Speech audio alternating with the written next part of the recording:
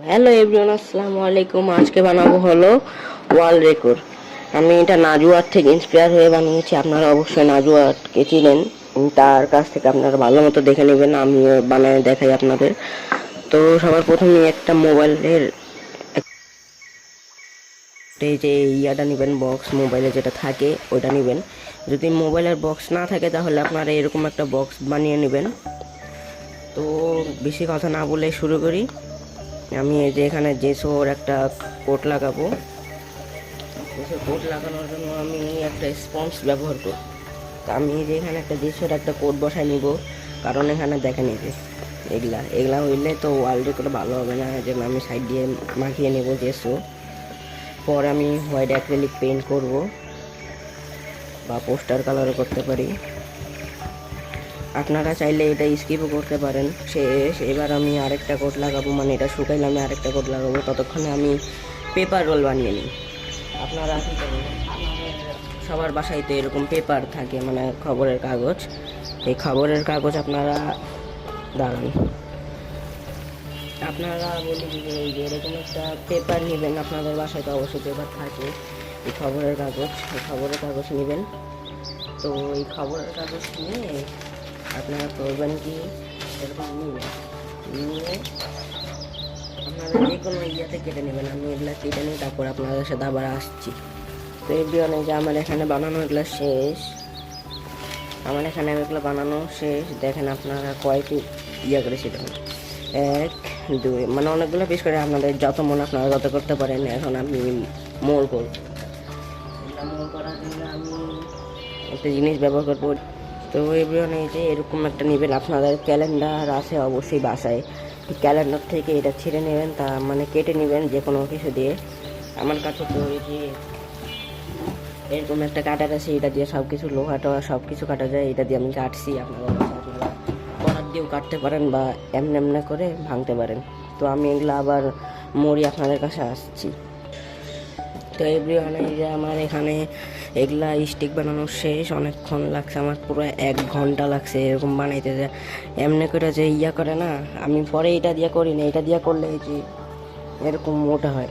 পরে আমি হাত দিয়ে করছি, দেখেন এগুলো কত চিকন হয়েছে।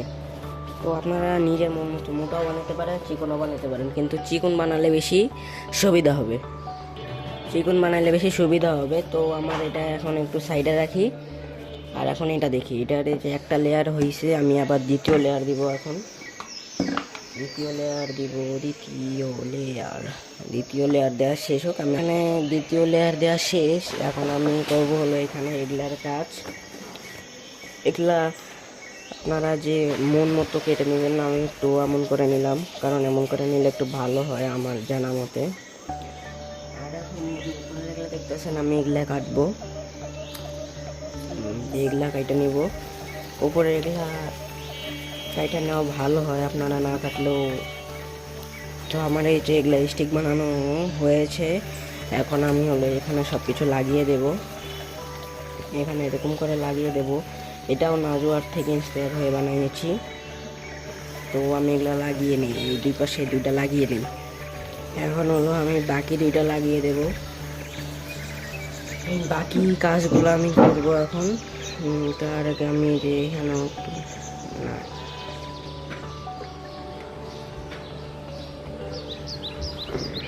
এখন পিছনে লাগাবো আমি। এটাও সমান করে কেটে নিব। এটা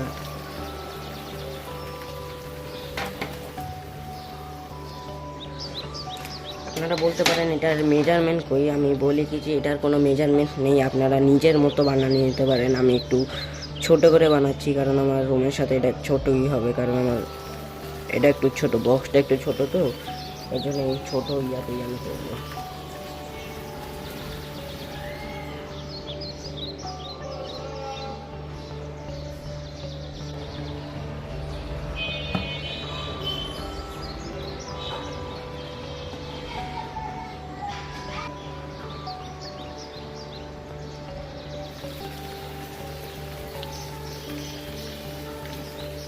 তো এই যে আমার এটাও ইয়া করা শেষ।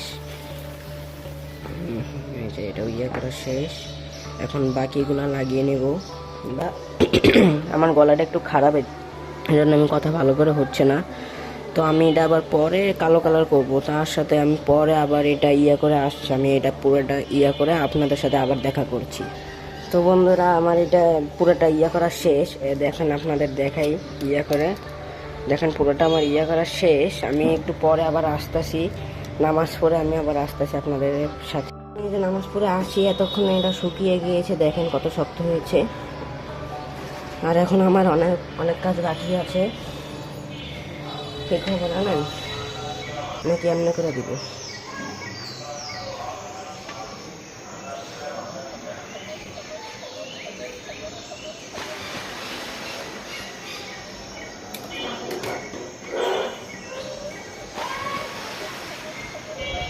তো এভরিও নেই যে আমার করা শেষ,